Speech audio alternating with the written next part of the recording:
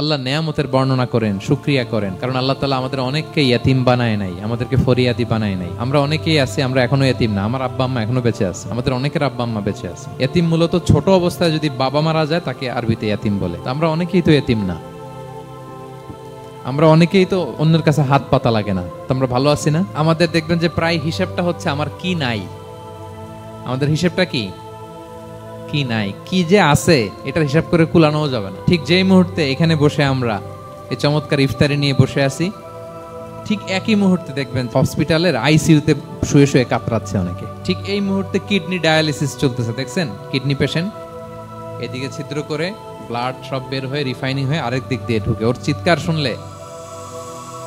Burn ইউনিটে গেছেন কখনো?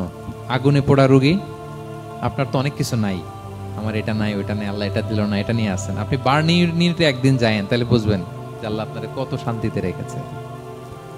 না খেয়ে কয় রাত কাটিয়েছি আমরা, বলেন তো? কত লোক বাড়ি ভাড়া পরিশোধ করতে পারে না, ঋণের বোঝায় জর্জরিত, দুরারোগ্য ব্যাধিতে আক্রান্ত, ক্যান্সারের লাস্ট স্টেজে। তাদের সাথে একটু দেখা করেন, ফোর্থ স্টেজে চলে আসছে ক্যান্সার পেশেন্ট। তার চেহারা, তার খাবার, তার চলাফেরা, কিভাবে তার প্রতিটা সেকেন্ড কাটে, একটু দেখে আসবেন, তাইলে বুঝবেন যে কত আল্লাহর দেয়া নেয়ামতের সাগরে হাবুডুবু খাই আমরা।